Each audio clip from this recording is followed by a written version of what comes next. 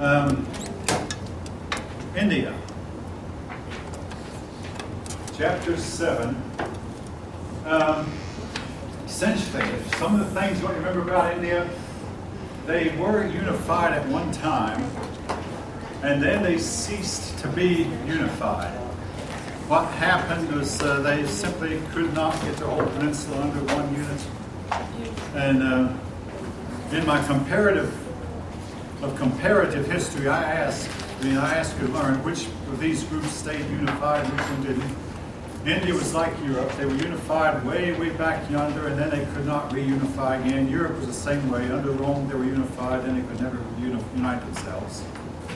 And that is true today. Today, India is divided between India, Pakistan, Bangladesh, and Nepal, and maybe another little country in there somewhere too.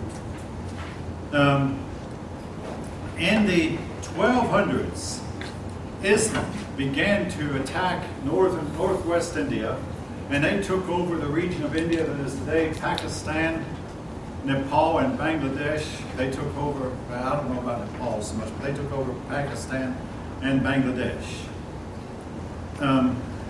The Silk Road ran through this part of their land, of India, and they carried trade between Rome and China.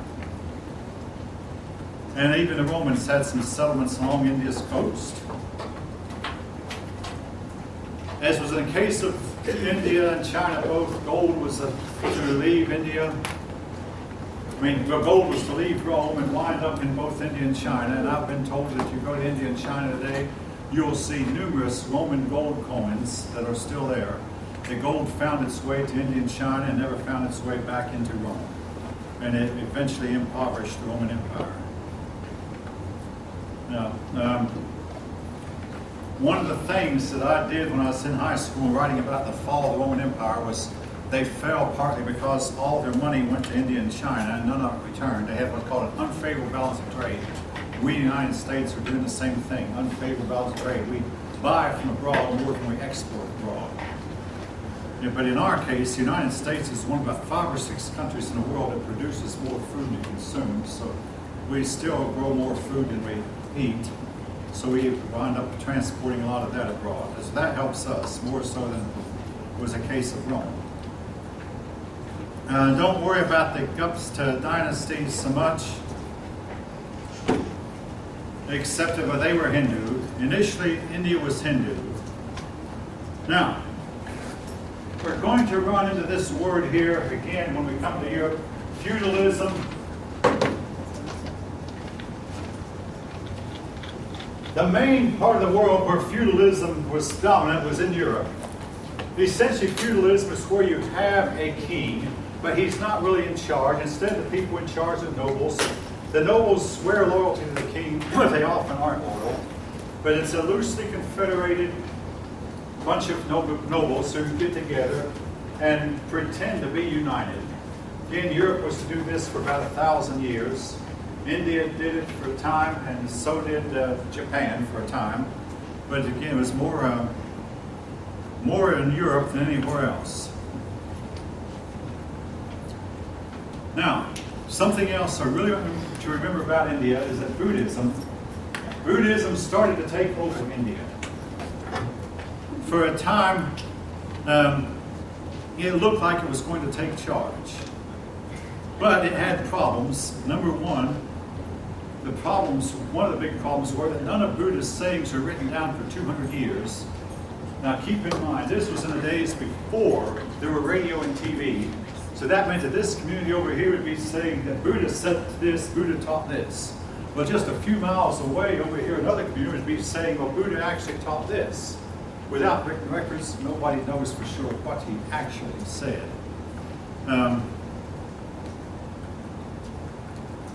Eventually, the concept of nirvana, which initially had been just a state of existence, came to mean heaven, heavenly salvation. At first, Buddha was just a sage. A sage means a very wise teacher. Then he started being looked on as a god. Buddha also had taught that all classes were equal, and this simply the Hindu mindset just did not like to think that, hey, I'm better than these people down here, or I'm not as good as those people there. So as was a case of a lot of religions, Buddhism split. And folk, that's true of so many religions, Christianity, Islam included, Buddhism. The purists tried to adhere to the original teachings of their follower, of Buddha. But another group taught the devotion. And this conflict reminds me of the conflict in Christianity between faith and works.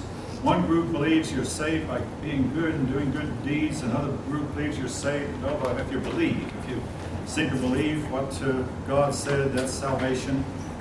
So the one said it was good behavior. The other said, no, it was devotion, not behavior. The masses didn't find the time to go through all of Buddha's rituals. So they liked the idea that, hey, you can be saved by devotion without going through all the rituals. Some believed that some people would come back after death to become a benevolent spirit to help mortals reach nirvana. But eventually, again, Buddhism was to transform from a philosophy to a religion, something its founder probably never intended. But it declined as time went on.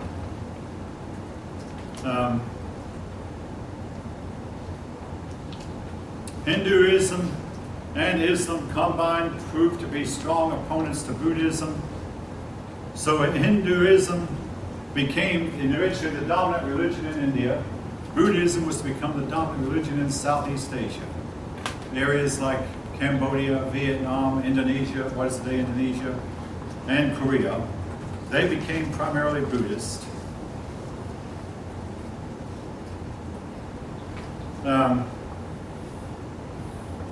And some have said it may have been because Buddhism denied the existence of the soul, which ran counter to Hindu belief, or perhaps Buddhism rejected class distinctions.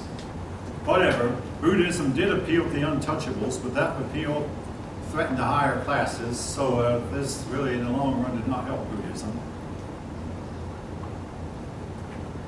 The caste system, Buddhism tended to undermine the caste system, and the people of India, for the most part, did not like that. Okay, I'll pause here. Those of you who have test booklets out, will you please hand me those back. I don't want to lose them because it takes me a lot of time to make up these tests. Oh, by the way, I'm just curious, is the college starting to use these red Scantrons some more? If they are, I may not start asking for those. The green Scantron machine will read them, so I don't care. But I noticed several of you have the red ones, and if the college, when I first came here, I used the blue, and the college eventually abandoned the blue, and now if they're going to the red, I've got to go to the red also. Being part-time, I don't know what's going on out here. Are we looking at Scantron today? Yeah, we need a Scantron today. Yes. Can we use the red? Yes. Somebody in here will have one. All right. Now, Islam happened to arrive on a scene when India was fighting among themselves. And Islam has divided India to this day. Pakistan and Bangladesh are primarily Muslim. Now, I've had students from India tell me that when Islam came in, they did a lot of forced conversions, and it was conversion by fire and sword. The authors of your book try to downplay the part about fire and sword, but folk, I really kind of wonder what the authors would think in view of what has happened in the Islamic world just in the last year or so. I just have to mention this, folk, because all of them know it anyway. The group called ISIS is killing every Christian it can get its hands on. Persons who don't convert to Islam are in fact being killed. And this is an established, undeniable fact. Say what you want to. Now again, if anybody wants to say anything, the floor is open. I'll let you talk. But I'll say this again about what Islam does in the way of fire and sword. Some generations have done and some have not. You know, it varies from time to time and from place to place. In some places they have, and in some they have not. But I have a student from was once Yugoslavia, and it was just across the Adriatic from Italy, and she insisted that Islam converted its people by extreme torture. Torture so bad I don't even want to describe it here. But and they forced conversions. So again, it varies from time to time and place to place. You know, Islam might have taken over all of India, but along over the horizon came a man named Genghis Khan who led the Mongolians, and he put Islam at bay. And I'll say again what I think I said last week. Islam might have come to an end right here, except that the Mongolians converted to Islam themselves. Tamerlane, who some people say was a grandson of Genghis Khan, but again, I did some research on that, and that's not easily proven. But Tamerlane conquered a lot of Indian territory. He was a Mongolian, but his life was cut short on a military campaign. Eventually, the Indians found that they could deal with the Muslims and they could halt the Muslims, and here's part of the Muslim problem. I said this last time. The Muslims have fought very well in a wide open desert where they could swoop down on you on horseback and fight with their swords, put them in an area with a lot of trees and bushes and vegetation, and particularly a jungle like Vietnam. They can't do much. So the people of India learned to use their geography to their advantage, and they kept Islam somewhat at bay. But then came a new threat to India, but this threat is more for next semester. The Portuguese in 1498, 6 years after Columbus discovered America, a Portuguese sailor went all the way around Africa. I'm not going to ask you to learn his name, but just know that Portugal was ideally suited to be the first, because if you look on the map, Portugal is right smack on the very end of Europe. Anyway, a Portuguese sailor went around Africa, arrived in India. The people of India were not impressed with those Europeans. They were dirty, they were ragged. By the time they got around after, their ship was dirty, ragged, their crew was suffering from scurvy. Little did they know that these Europeans were going to conquer. Within 300 years, Great Britain had conquered all of India. These Europeans were to conquer so much of the Far East. And India was to be united for a while under the rule of Great Britain. Now, how did Islam and Hinduism interact? Mostly the Muslims were at the top and the Hindus at the bottom when the areas they conquered. Now, this is straight out of the book, folks. Muslim rulers in India were tolerant of other faiths. This is true with some rulers in some situations. But again, if you're from India, tell me that in actual reality, a lot of persons were compelled to become Muslim at the point of a sword. Non-Muslims were required to pay a tax called a jizya, and this jizya tax was designed to make sure that Muslims were richer than non-Muslims. Now, in places where Islam conquered, they required that non-Muslim houses were to be lower than Muslim houses. In other words, you could tell a Muslim house from a non-Muslim house. Only Muslims were allowed to wear the caps, because it was afraid that wearing a cap might make a non-Muslim higher than a Muslim, and he wanted the Muslims to be taller than the non. So only the Muslims were allowed to wear caps. Only Muslims were allowed to ride on the back of a beast, because by being on the back of a beast, you might put a Christian higher up than a Muslim. And non-Muslims were required to pay a tax which guaranteed non-Muslims would be in perpetual poverty. And also, religiously, you could always convert to Islam, but nobody could ever convert back from Islam to another religion. The penalty for that was death.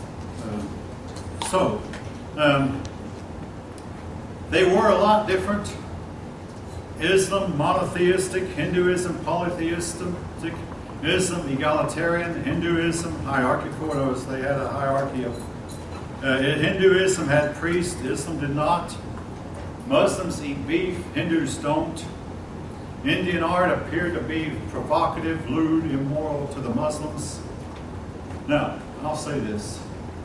On a personal note, Lockheed had a habit of hiring people from foreign countries to encourage them to buy our airplanes, particularly C-130s. So one day in our department, it was not just one day, but 1 year, Lockheed hired a Muslim from Pakistan and a Hindu from India. And at first, the two men hated each other. But then they realized they were more alike than either one of them were, like we Americans, those of us who were American. And they wound up getting along as best of friends because they had more in common with each other than they had with most of us who were American. Otherwise, they both led a lonely existence. Unfortunately, the Hindu man died of throat cancer when he was in his early 50s. As far as I know, the other one, the Muslim man, is still there. Again, they had their differences, but they put their differences aside because they realized here they were more alike than not. The idea of divine kingship that Hindus had, some Muslims liked that idea. They wound up, the Hindus learned that horses were better in battle than elephants. I mean, can you imagine fighting from the back of a high up elephant? I mean, if the elephant falls, you're certain to be killed. If the elephant stumbles, but also the horse was much faster. And in a battle, the man who is faster is likely eventually going to win. If he sees he can't win, he can run off and you can't catch him. But then if he's winning and you're the slower one, you can't run off because he's faster than you, so he'll catch you. So speed is important, and horses are simply better fighting animals than elephants were. Now, another tradition that I did not mention, that Hindus believed that when their husbands died, the wife should simply light up a big pile of brush, a pile of sticks, and throw herself on the sticks and die, basically commit suicide. You might ask, what was the purpose of this? The purpose, well, two purposes. Number one, to give the wife incentive to keep her husband alive, knowing she was going to have to die when he did. The other was to make sure that the wife did not become an old woman who would be a liability to the younger people who would have to take care of her. The idea was, now, but keep in mind, folks, a lot of Indian women died this way because a lot of Indian girls were married when they were 9 and 10 years old to men who were in their 30s and 40s. Well, if a 40-year-old man marries a 10-year-old girl, guess which one of them is likely to die first? And then, so a woman might be about 25 years old and find her husband dead, because in India, life is tended to be short. And she was required to throw herself on a burning pile of brush. This practice was not stopped until the British took over India, as was the practice of child marriages. The British wound up doing a lot to stop that also. The two groups hated each other.